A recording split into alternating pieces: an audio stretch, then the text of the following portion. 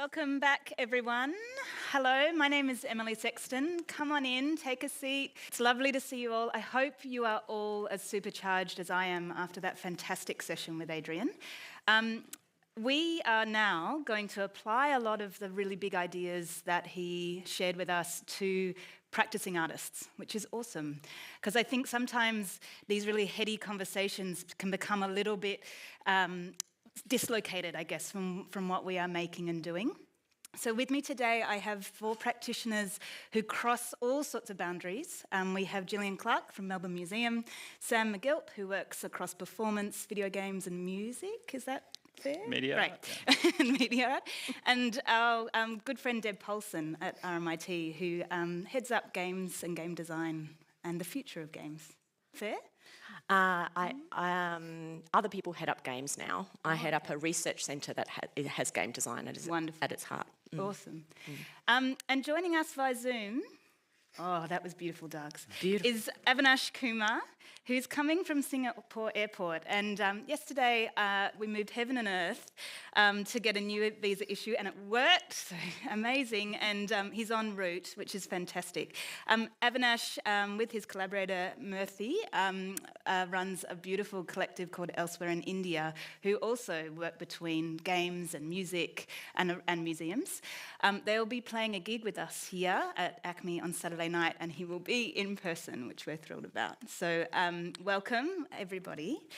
As I said, the first session today has really supercharged us to think about contemporary relationships between creators and audiences. So we're going to apply all those ideas now and understand how they're working across practice. I think what I loved about Adrian's talk is that he really positioned that new ideas are often actually quite old ones with refreshed relevance to societal shifts. So today we're going to think about what is the relationship between design and technology and creativity, and how do those tools shape and inform artists' works? How do artists break and bend them to their own intent and purpose? And if we see the notion of interactivity as starting at conception between creativity and tools, can we also see interactivity as being about artists and institutions and the audience? Where does it actually begin? So we've seen that, I've introduced our panel. I'll introduce myself. I'm ACMI's Director of Programming. My own background slides all over different art forms, but I'm really interested in finding the right medium to tell big stories and create ways for people to care and be cared about. So my role at ACMI brings together our curatorial and film teams alongside our industry and public programs. So, just to situate us within some art, each of our panellists are going to give us a whistle-stop guide to some works that they've made recently, and I am going to start with you, Avinash. Yeah, start by talking to your work. My name's Avinash. I'm a video game designer and media artist based out of India. I work with my collaborators to craft Indo-futuristic worlds, as we call them, which explore common realities of India projected into the future, but also with a ode to our heritage. What you see on screen are some of the transmedia outcomes from projects that we do. There's XR outcomes, there's 3D printed sculptures, there's video games made on Fortnite. And there's also a performative aspect, which is where I'm coming from. I'm from the Indian electronic music scene for many years, and that performative work has brought us to where we are right now. And what you see on screen right now are examples of how we work with museums and archives, whether it's 3D scanning and photogrammetry-based work, or it's looking at visual archives from, in this case, the VNA, and converting them into sculptures and XR outcomes. A big part of our work is looking at bringing all of this onto the big stage, which hopefully some of you will come to on Saturday. So these are images from gigs that we've done, which could either be in like large electronic music festivals with a lot of young people in a dance-centric environment, or it could be in a cinema hall, very much like where you are right now, which is then meant for a more sit-down audience. And finally, I just wanted to also talk a little bit about our entry into the art scene, so to speak. This is a digital art piece from London. We also showed our work in Sydney at the 4A Centre in October. And this is really looking to take what's, I guess, a more transient form of performance art with audiovisual work and set it in a gallery setting. And what you see on screen is actually work from the British Film Institute, and it looks at repositioning Indian colonial archives of film, in this case of kings and men, in some sense, repositioned as queens and women in this particular image that you see. So a lot of our work also looks at repositioning colonial archives in the context of current media and more progressive thinking. Thank you. Perfect. Jillian. Hi, I'm Jillian Clark. I work with the Melbourne Museum, and I was the producer on Antopia, which is currently on view in the museum's touring hall. Antopia is an exhibition that we worked on that blends in-house entomological expertise, ants, with our digital design, gameplay, and bespoke scenic to create an immersive space for visitors of all ages. Antopia is the Melbourne Museum's second digital immersive, so we use a lot of the work done for Chiama, which opened in 2022 as the kind of basis for then developing and building upon to create Antopia, which was the next kind of phase in development as far as Melbourne Museum's steps into the immersive field. Amazing. Deb. Oh, hi. I run a research centre at RMIT who basically exploit game engines to make all sorts of simulations. But I'm really interested in making games that sit in the intersection of real games, because as Adrian said, we do live in a world where others write the rules, and we are mostly NPCs, and video games, so in the intersection. So I've made location-based games, alternate reality games, LARPs, zombie LARPs, and also a lot of simulations of the real world in video worlds. And I'm kind of interested in how the mechanics of progress and agency that work really well in video games can transfer into the real world to demonstrate how we can express and present our agency in different ways. So that can be from evading zombies at South Bank to helping a farmer make better decisions about pesticides on his farm. Or we make, as this one here is a virtual simulation of a forest on the outer parts of Melbourne, Olinda Falls, etc., where we're experimenting with biodiversities, and that can be experienced in virtual reality, it can be experienced in big screens, and it can be experienced as a sort of a research item. So it's also sort of looking at not only how we hack kind of new technologies and game engines to do different things for us, but I'm also interested in how we use these things to hack social systems. So it's kind of using sort of technologies to hack other systems as well. So that's kind of what I'm interested in at the moment. Thanks, Deb. And Sam? My name is Sam Mcgilp. I'm a new media artist working exclusively in kind of interdisciplinary spaces. All the work that I make, I try to create non-hierarchical spaces where there might be, I think up to 7 co-lead artists is the most that I've had in one work, but these very sort of flat spaces, and then the form of the work arises from everyone's expertise. But just by means of showing my practice, I just thought I'd give brief image descriptions. So we have 3 dancers in motion capture sensors hanging from a ceiling in rock climbing harnesses. And behind them, there's a projection of a digital body falling down. The next image, it's a 4-panel image. In the top left, we have a band performing, in this case in Taiwan. Bottom left, we have a dancer with motion capture dancing, in this case in Melbourne.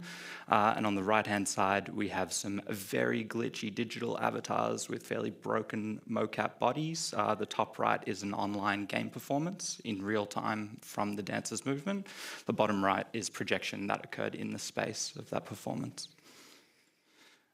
We have, in this image, in a virtual environment in Unreal, we have 2 little green gremlin people, maybe 3 inches in height, facing away from the camera as little tech operators, looking onto a scene which is blurred in the background, a digital avatar having a conversation with a real person on a Zoom kind of TV screen. And this is the final image. There's 4 performers on stage with large projection behind them. On the left side, one of the performers is reaching towards the 3 other performers. Those 3 performers are in a kind of acro yoga stack, while the person on the top is performing an endoscopy on the person in the middle, and that is live footage of the endoscopy at the back, and then that's me at the bottom of the stack. So the first thing I'm keen to understand from each of you is if you can tell us about where and who your audience are. Avinash, do you want to start? Yeah, sure. So my audience is, like I said, because I'm coming from the electronic music scene in India for like maybe 20 years as a visual jockey and so on, and our roots are in club culture. So one part of my audience for our work is definitely, I would say, young people living in Indian metropolitan cities and around the world who listen to dance music. And a big aim of that kind of work is to really bring in a lot more texture to the electronic music scenes and the night scenes. As we all know, globally as well as in India, a lot of these scenes are just being flattened out by certain kinds of genres and music. And when it comes to visuals, I feel like there's a huge opportunity to, in some sense, educate young people about the variety of ways in which you can look at the world. And especially when it comes to Indian culture, it's unfortunate that Indian club music and electronic music is not really about Indian heritage. And I see really it as one of the responsibilities of our work to show that there is so much diversity in Indian multicultural heritage, and a lot of it can find unique spaces in the global electronic music scene. And the other part of maybe other kind of audience that we often look at now is also essentially a very globalized audience that is keen to look at Indian culture in a new way. As we all know, Indian culture has been a subject of interest for thousands of years globally, but there are also certain ways in which that interest has been manifested. And obviously, because of our colonial past, there are also ways in which those memories and that heritage has been archived and presented. And so we do see it as another kind of a responsibility to open up that point of view and show that there is a lot of progressive there are a lot of progressive ideas hidden in that culture, and there's a lot of beauty that can be manifested through electronic cultures of today. And interactivity is a huge part of that, and agency is a huge part of that, which we'll obviously speak about. Deb, how do you think about contemporary audiences for the games that you and your students, I guess, are creating? Well, especially for the research projects that we do, at the moment we're doing a really big project with people in New Zealand where we're trying to hack the waste ecosystem, the plastic waste ecosystem in New Zealand, and how do we kind of think about how game mechanics and things can help with that. So we're kind of we're taking on all this data, and then we're creating different types of interfaces to that for different types of audience. So for example, we're making a simulation for decision makers, for regulators to play different roles in the ecosystem. So they do role play as a manufacturer or as a collector or as a consumer, and they test different regulation impacts on those roles from different perspectives. And they kind of test regulations that have happened in different parts of the world, or kind of ones that they're imagining. So there's kind of speculative scenarios as well as example ones. But we're also taking all that knowledge that we're making and making mini games for kids at school to understand the implications and impacts of plastic waste. And the way we make the mini games is we take two things. We take a kind of a familiar game mechanic like operations, and we take a fact like about the amount of waste that's in a body of whale. And so we do a kind of game where there's a whale where you're extracting the plastics from the whale to learn about the origins of that plastic, where it's come from, etc. So it's kind of looking at multiple audiences in one project in a lot of ways. And in other ways, we're also we're looking at large projection works of this, sort of for people to walk in and to consider these things together, like for familiar strangers to consider these things. So I think for us, the great thing about working with gaming engines and gaming tools is you can export the knowledge and the assets and the content in so many different ways for different types of experiences, as long as you've understood the complications of the world, the rules of play in them, and how people interact and affect flows in those systems. But yeah, we see these big, messy systems as game worlds to play with the rules. Yeah. I'm going to totally throw us off script. Yeah. Because you've picked up on rules, and Adrian was very clear that some of the most successful immersive, interactive experiences that he has seen are explicit about rules. Sometimes in a museum world we call it onboarding. There's all sorts of ways. However, I think some artworks, and Sam's yours are one of them, are deliberately obscure about those rules, and they don't want to reveal heaps of things about them. Yeah. So what's your response, I guess, in each of these circumstances to the idea that we teach audiences how to play? I mean, so in my work, I guess I can talk to. I guess I'm not trying. I often, very, very rarely work with narrative. That's one thing. To where the sort of unfolding audience experience isn't intended to be a linear pathway. I love bringing together multiple kinds of forms and practices together, and having the audiences, I suppose, from those different forms and practices have to encounter one another. And so in terms of like how you, it's also from the context of contemporary performance and contemporary art making, that really not wanting to be didactic, and also to create a space in which the meaning making happens on the audience side, that I don't feel a particular need to like really constrain how the audience engage with the work, hopefully most of the time. I mean, sometimes like in the promenade making work that I have done, like my collaborator Harrison Hall has this great mode of like directing audience around, where he'll point at them and point to where he wants them to go, but just pointing with just a bent finger, and it's just this like kind of quizzical command, you know what I mean? So it's like trying to keep that space to where it's not you're being told exactly how to do it. You're still slightly confused or bemused by the kind of space that it's created. And I suppose that comes down to the fact that I'm not really trying to. I love the kind of world building, this sort of transport that you can bring someone into a world, but in this concept of world building, I often talk about like hard law and soft law, or hard world building and soft world building.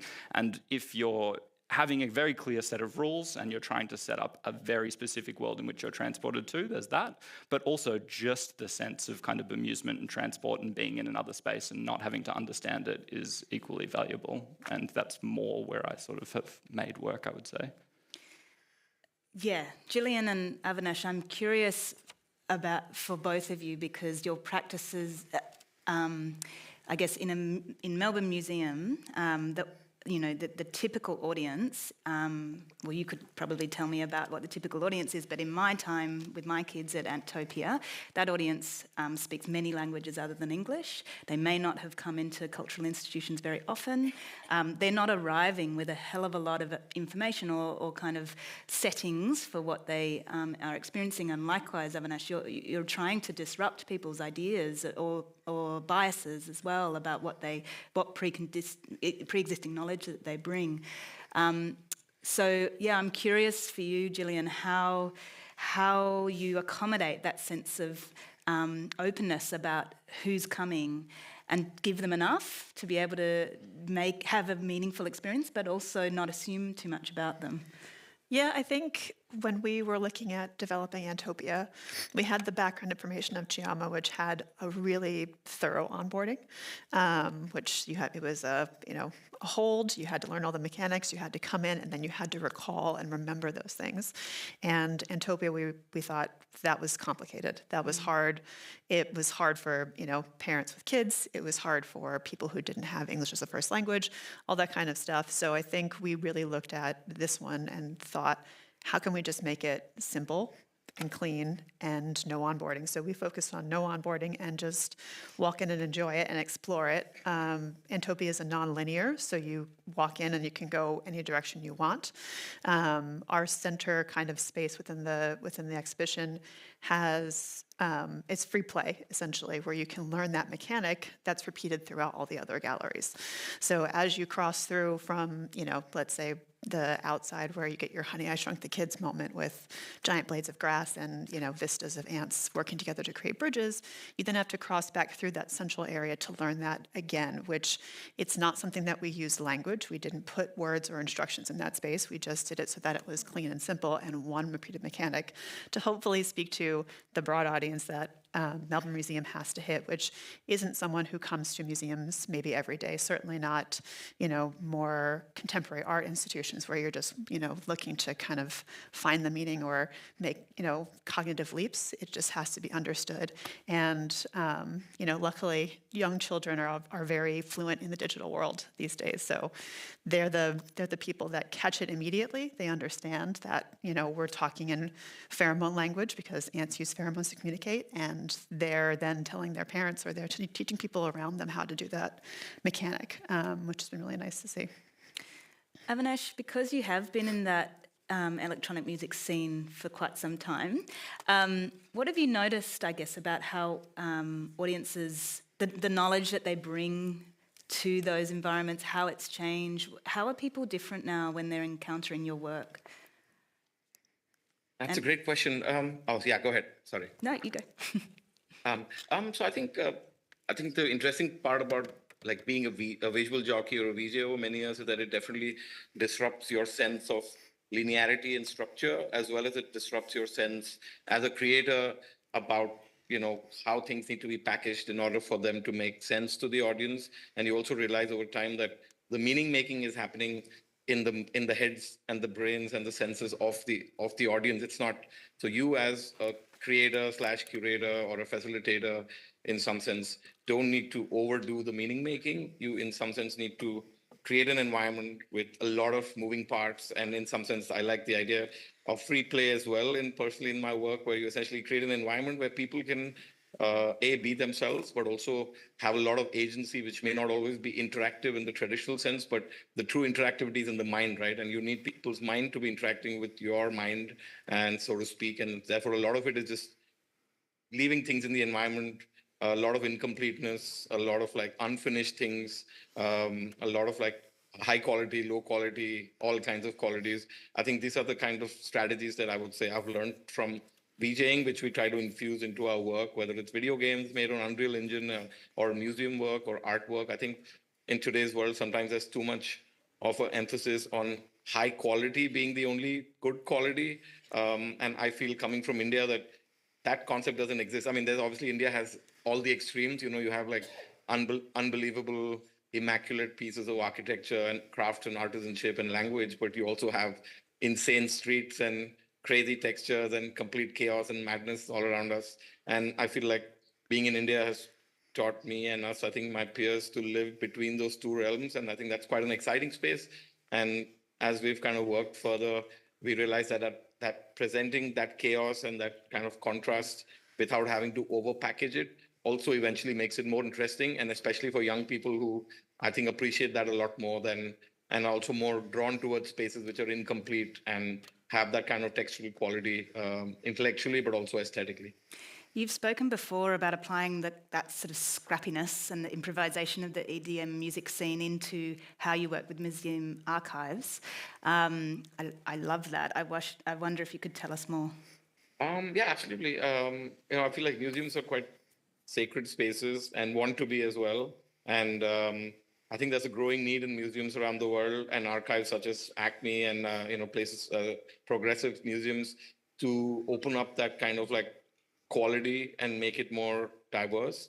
And at the same time, our approach of bringing in, I guess, the irreverence of the scenes that we're coming from, we feel that's been quite important in opening up what museum infrastructure is about, what museum thinking is about, as well as importantly, what archives are for. I think, because of this very forward-looking pace and approach of how we consume media today, and with generative AI, and everything's always about the future. And in many cases, we forget that there's just so much available content in archives. And also importantly, to think of new technologies as repurposing archives. So AI, for example, in the context of our work, we always refer to it as archival intelligence and not artificial intelligence, because that is exactly what it is.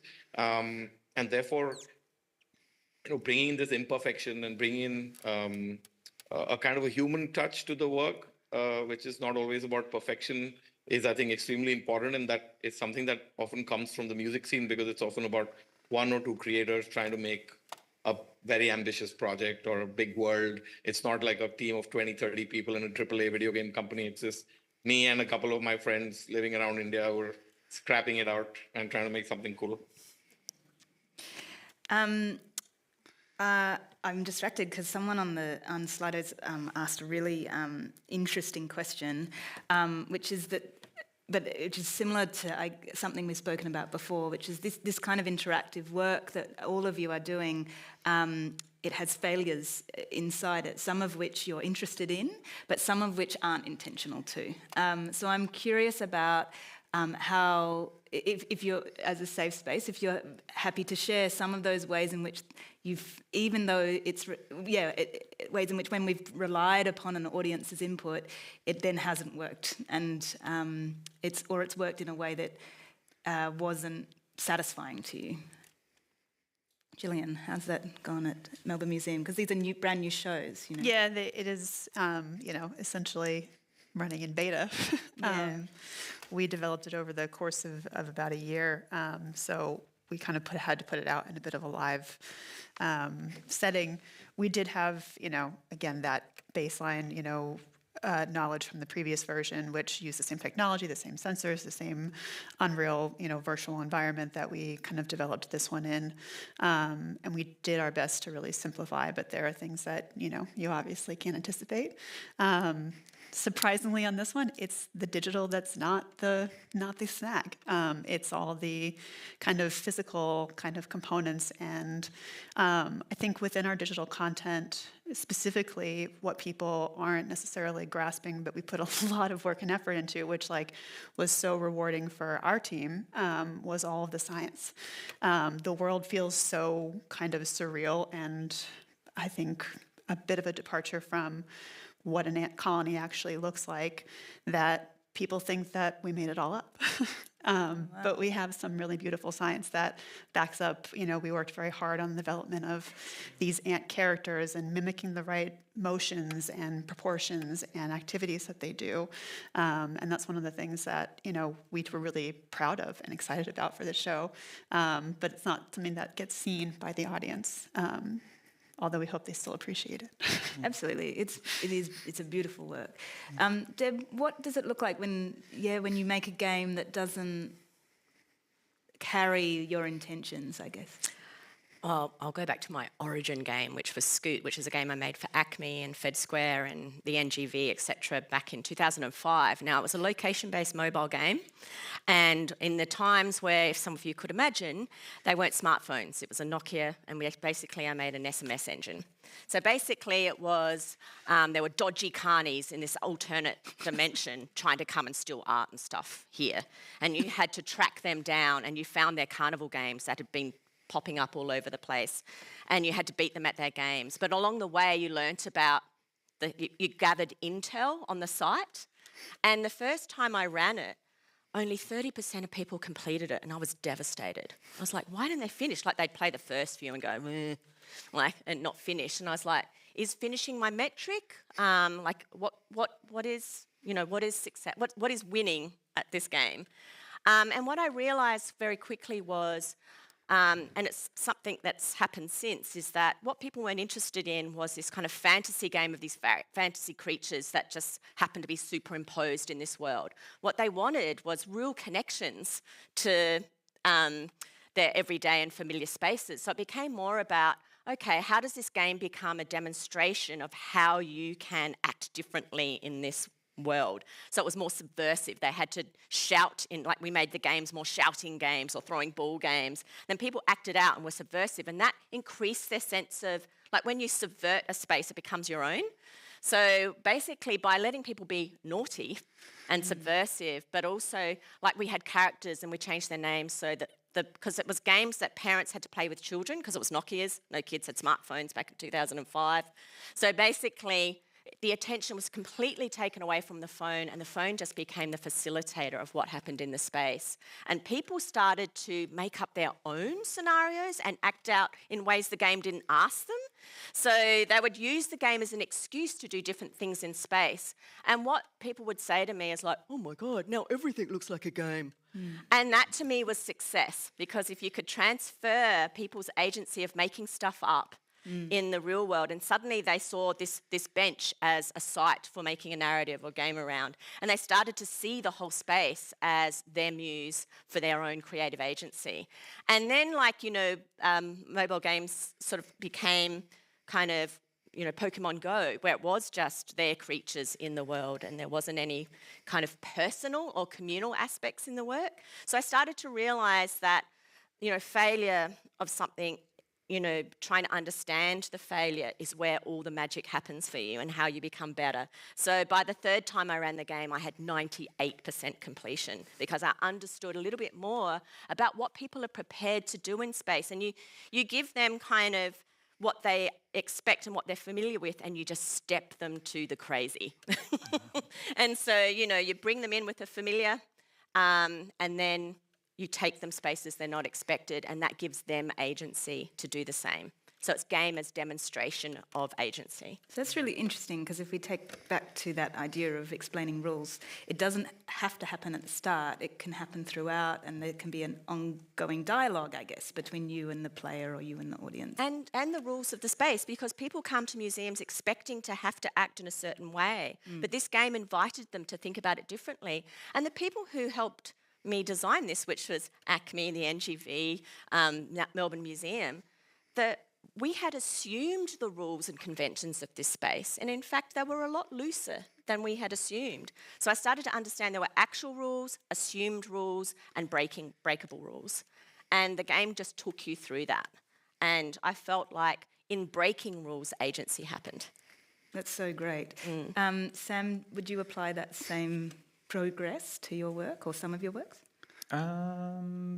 This thing of of stepping and leading people through things iteratively. I mean, I think given that I'm predominantly working in performance context, there is like a form or a structure that you want to give a work, and so some sort of unfolding of new technical elements and or just like of form, the shifting form throughout the course of the work happens, is often there. I don't like I said before, I'm quite happy to leave audiences in a fairly soupy kind of environment, and to not have that be I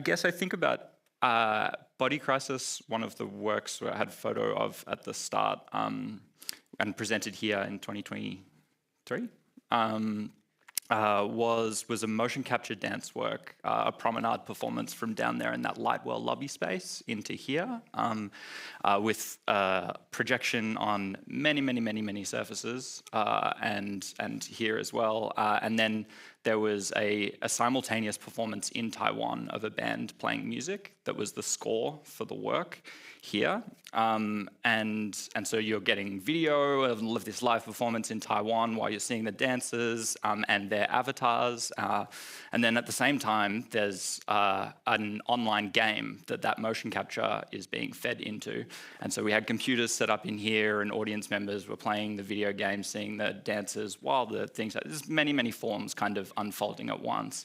And when you're, I guess, working with something that ends up being so soupy, so many forms all on top of each other, this like slow kind of articulation and like development of them does help to take the audience somewhere where if you just started there, I think they'd be like, this is a mess, like this is a wild mess. But the logic of it kind of inherently gets built up over time. And then you can end somewhere that you wouldn't be able to start with for sure. I like the term logic rather than rules. Yeah, sure. People understand the logic of something, they can engage with it in different ways. It's not necessarily rules-based. But yeah, that's super interesting. We have an audience question along this similar lines where, we've spoken about, I guess, failure in relation to the work. What about ensuring care for those audiences? How, we can think through what the work requires, but how do you ensure that that the audience is never harmed, that that they feel cared for or safe in a way that is perhaps conceptually risky, but physically or emotionally safe? And I guess, Avinash, because I'm interested to throw to you because I do think a lot of the work that you're doing is an act of decolonisation. So how you conceive of safety for both humans but also histories and narratives and symbologies and mythologies. I'm curious about how you hold all those things at once. Yeah, that's definitely a good question. Just a brief note on the failure part of it. So on my other project is a 12-year-long ongoing project to try and make an independent AAA video game based out of India on Indian heritage, which is non-violent and so on and so forth. I've obviously been failing at it for 12 years because it's not been published.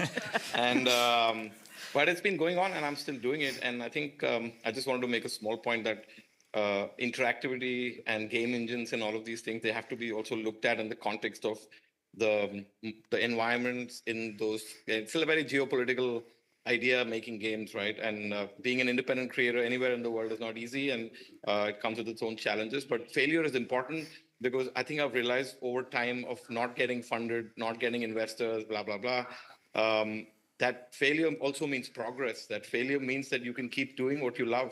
Because everywhere around me, when I see people get funding and end up, it's obviously a beautiful thing, but it also means that you stop your process and you have to package it. And therefore, failure has a very important quality and a very important contribution to you as an independent creator. And therefore, I'd encourage everyone to keep failing. And to your question, I feel like it's, I also just wanted to mention that one of our co-founders in our studio who's working with us on the video game and also on elsewhere in India is actually my mother, Jayalakshmi Ishwar. She is internationally renowned Bharatnatyam dancer, which is a classical dance form from India. And I've been working with her for like almost 20, 25 years in many ways, especially on game engines and the kind of work that some of you will see on Saturday. And so for me, creating safe spaces comes a lot by automatically the territory of working with your mom. You're not going to be... You're not going to be making stuff that she doesn't like or approve, and also and I think that's a really important input because someone like a 65-year-old woman who spent her entire life or more than 55 years dancing and teaching and writing books, you need people like that on your team to create safe spaces for others, and I think it's important to acknowledge that a lot of these issues that, when you talk about representation and safe spaces and safe media and so on and so forth, it's very important that one takes a deeper look at who are the creators, like what's the intention behind those creators and what do they bring? Because in a very complex, challenging world, sometimes that is maybe the most important way in which one can continue to create like secular spaces, which are open for people, which are good for women and good for young people, good for old people, and so on and so forth. And lastly, I wanted to say that in India, this is a very particularly challenging situation because India is not one country. It's like a continent of cultures and languages and races, the way people look, the way people what they eat. It's just like hundreds and thousands of variations. So when we talk about this very, globalized notion of representation in video games, it's easy to say that, but for a small team like ours, for us to be representative of our culture, which is India, it's an impossible challenge, right? We can, and so there are ways in which one can do it, but one has to accept the limitations of representation in the context of multicultural expression.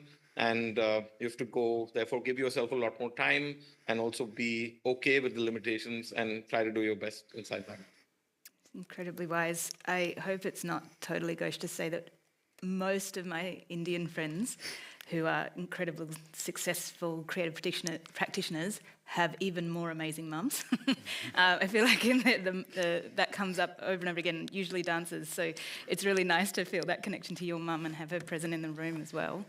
Deb, how does this notion of care operate in a virtual environment? You've spoken about a very physical example, but when you're creating games where you might not actually see the player, how are you considering what they need and what their safety looks like, I guess? I've got a couple of responses to that, but I mean, for me, because I'm in a research environment, I have the capacity to engage people in the whole design process. So that's one way of mitigating any risk for people is, I mean, I don't like to necessarily use the term co-design or participatory design, but people kind of interact with the project at different phases, and then it's still up to the developers and designers to have to do the design work. So I don't want to take away from them, but a lot of the thing is engaging throughout with as many diverse people who this game will be interacted with as possible. Not just to have their voice in it, but and also to take care of their voice and care of their perspectives and point of views. But it also just makes it better. You know, by caring about the people you're making games with and for, you're actually having a much, like the making of the game is amazing. Like the making of the game becomes like so much more than a creative act. It becomes a social, cultural, political act in making the game. So for me, the game is making the game. I don't really care once a game's made and it's out in the world. But primarily you can test that along the way and make sure their voices and everything in there and that they've taken ownership of the game before you release it, basically. So they're the champions of the game because they feel like they're part of it. But so definitely engagement throughout and also letting people challenge that, because what you think is a good game can be easily challenged and you need to let people do that. So being in that, but I remember when I did Scoot at ACMI and I had, you know, they were playing with mobile phones out in the world. I remember someone high up in ACMI trying to put a stop to the game because he thought that it was very dangerous for people to be in public looking at a phone. He was like, anyone could come up the back and hit them on the head. What? And so our understanding of care changes throughout as well. Yeah. Seb would never say that to me now. So like, you know, what we care about changes because different affordances grow with technologies and grow with changes in conventions and cultures. But I think having to be attentive to the change and to who and with you're making things for is part of the joy of being a creative. Part of the joy of being creative is being able to care. I'm not working in an ad agency where I'm given a brief and I don't get any contact with anyone. I choose to be in a creative practice where it gives me an excuse to work with diverse people. So for me, it's core to the practice. Jillian, perhaps you can talk a little bit to the making of Tiama, which is a First Nations work. The Bundjalaka Cultural Centre at Melbourne Museum is a very robust, incredible space that if you are visiting Melbourne, you need to go to. What was the care process and the leadership process inside making that first work? Well, I wasn't personally on the project, but I do know quite a bit about it. So I'll speak briefly, but I know that there was a lot of time spent on country and working with, the teams on the kind of narrative process behind Tiama and that kind of way of thinking that the whole show was based around, because it was all about seeing, the world around you and the natural world through a different lens. It's something that we also touched on. Obviously Melbourne Museum has a standing engagement to include and honor the First Peoples content. So we did have a review of Antopia, and in one of our early conversations with the First Peoples team, they were very supportive of presenting ants from the ants' perspective, which is something that was done as well in Tiama, was presenting it from the perspective of this other being. So in Antopia being all about presenting ants via ants communication and the way that they interact with each other and they rely on each other to be this superorganism, was very aligned and fed nicely into where Tiama had left off. I have a question about the sustainability and climate impact of the technologies that drive so much of all of your works. How is that environmental consideration, how does that influence your use of different interactive tools, particularly these really large game engines that are they're core to how films are made, how so much work is being made now, and they're really accessible. How do you consider the environmental impact of them, Sam? I mean, it's rough, honestly. Like, so much of the work that I do, I suppose, is reliant on particular, like just highly consumptive energy tech. But I suppose in my own practice, I try to not engage with platforms where I don't quite understand, one, where the money's going, but also where the rendering process is happening external to like my whole system. So I try and develop systems such that it happens in the things on stage, and it's not happening out there in the world, which then at least I understand that it's running on the same amount of power that runs, like half a stage light rig or something, you know what I mean? I sort of have a sense of exactly how much there. In terms of like using things like Stable Diffusion or like, which I've used a fair bit, like image making processes that have been trained, like, again, you can train those things locally, so they don't sort of take a ridiculous quantity. But it's sort of like, it's just part of the constant conversation and negotiation that exists with all of our practice and work. Like, we consider how the audience, like I'm glad to be able to talk about it because I think it's an important part of making audiences aware and thinking through the environmental impacts of engaging with particular types of tech when they see it, in the same way that, like, if I was doing a dance show and I had like a set just entirely built of plastic, people's immediate read would be like, that's not okay, kind of thing, And so it is good to like to conceptualize and understand that is there.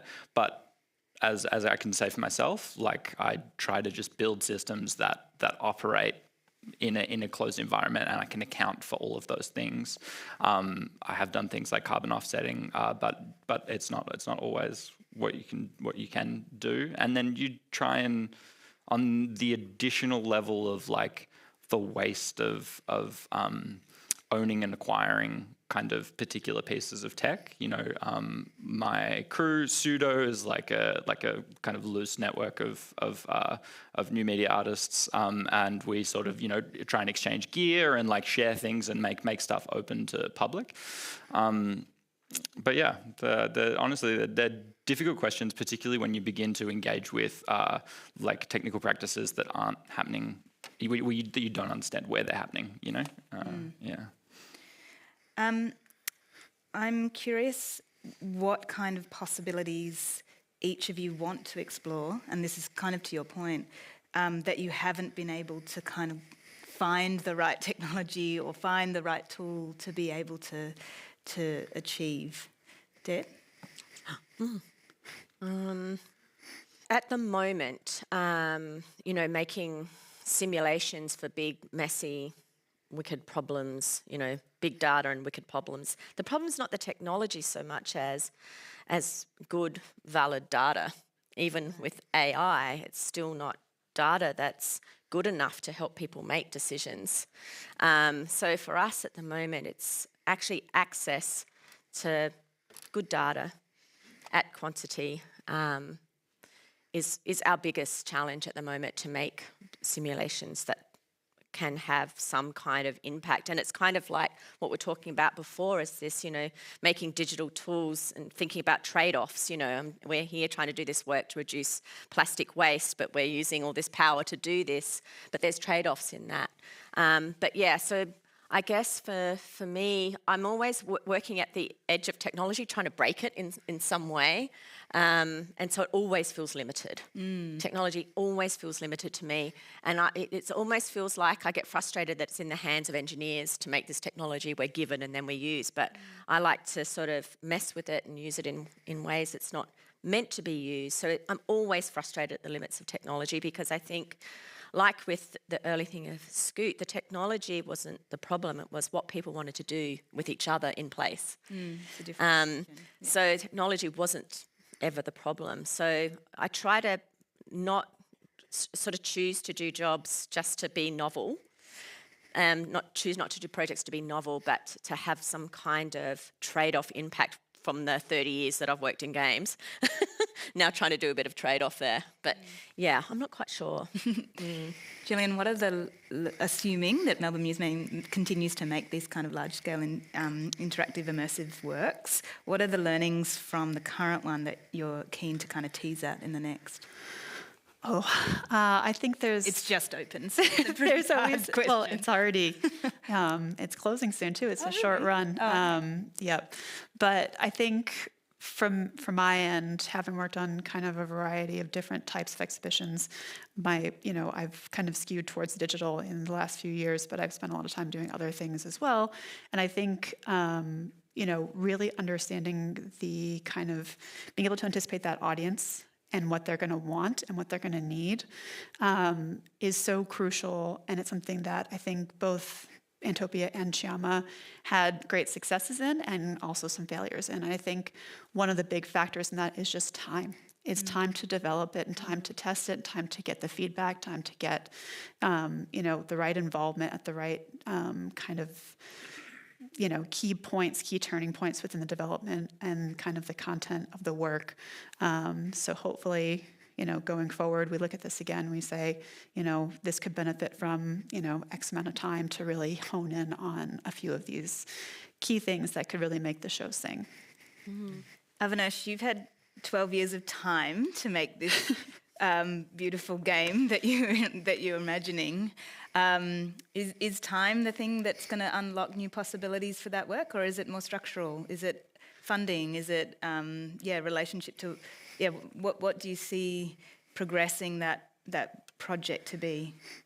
Sure. So absolutely, I think time is definitely an important aspect. I think I wanted to speak about two things. One is that actively for the last 20 years, I've had a social impact practice with a few collaborators. And in that, we explore human-centered design thinking for the development sectors in India across various verticals. And I think one of the big learnings there for me has been that there's just so much that video games and new media can, in today's world, provide as inputs into solving some of the biggest wicked problems that exist in, let's say, South Asia, which is my context. And so a big part of my learning is to channelize these two kind of parallel worlds that I've had for 20 years now almost into one and build not just in terms of the tools or what game engines can do technically, but also what the kind of thinking approaches of world building that can inform institutional contexts, for example, in malnutrition or in adolescent sexual health for girls, or this is mental health or youth suicide prevention in India and so on and so forth. There's just a lot of interesting context that I think can benefit from world building approaches and video game technologies and so on. And then the other side is the flip side of it, which is that, I guess the question is, what is the circular design of video games, for example, right? And going back to your question around climate, but also around other questions of livelihoods, traditional livelihoods, so on and so forth. It's a very important question because it's important to see that video games are built inside computers by tech professionals and media artists, but they could also be built with traditional artisans and hand-painted folk artists and classical musicians or dying performative arts and so on and so forth. So, and there's a physical world which is in some sense very often not activated at all. If you look at, for example, how concept art is done in video games, even the world's largest companies, which have hundreds of millions of dollars of budget, still would just sit on the internet and do concept art. They're not going to send somebody they do send people, but it's very superficial, even with that kind of money. And so it's very important that video games, for example, in media arts in general, learns to exist in the real world and support real people. And so a lot of the work that we've been doing, experimenting with, involves bringing in, for example, a sign painter who traditionally does Bollywood art on the street or typographic hand-painted art on a street. How do you make that person a concept artist for making concept cards in a 3D video game, right? Or if you had to do 3D scanning, then wouldn't you rather just commission an out-of-work artisan to first sculpt something and then 3D scan it, and so on and so forth? So just two examples to kind of illustrate what I'm saying. I wanted you to tell us a little bit more, because we've had really interesting conversations in the past about the video game sector in India, and some challenges that I think are specific in terms of how the workforce is structured. Oh, yeah, absolutely. I mean, unfortunately, we have the unglorious label of being on the like the last part of the pipeline, so to speak, which is essentially less paid digital labor in some sense of the outsourcing industry. I mean, it's surprising, obviously, that in small studios around Delhi and the South, there are films like, or games like Batman, Arkham Returns, and the Batmobile is being built in some small digital sweatshop in India. You know, these kind of stories are insane to think about. But it's true. India is full of amazing talent, amazing art, amazing, sincere young talent. But a lot of them in the video game industry are only doing outsourcing work. Or if they're working for the domestic scene, then unfortunately, their worlds are full of just making really crappy, casual, hyper-casual video games for the mobile game industry, or like casino games and card games and all that kind of crap, which is the unfortunate reality of the Indian game industry. I mean, someone like myself who is trying to make our own independent 3D world, so to speak, you could count it on like maybe not one hand like before, but maybe two hands. You would be most probably, that's the number in a country of 1.4 billion people. So that's the unfortunate reality of it. There's of course, a lot of sort of ecosystem factors, I would say, but I think it's no point dwelling on that if you live in India, because that's what it is. And I think it's important that I'm not trying to make myself like some kind of role model or anything like that, but I feel like it's important that my peers, especially more younger people than me who are now in their 20s, let's say I'm 45, right? So, but people in their 20s and 30s, they understand that independent creativity is the only way out of this wicked problem, because this is a wicked problem. There's no way out of this, because Indian investors will continue to be who they are, and the globalized economy is not going to be necessarily helping out in this way. So independent creativity is the only way out. However hard and full of failure it is, there's actually no other way out. That's kind of my belief. I think that's a fantastic note to end on, that independent creativity is the only way out. So thank you very much to our panel. Thank you, everyone.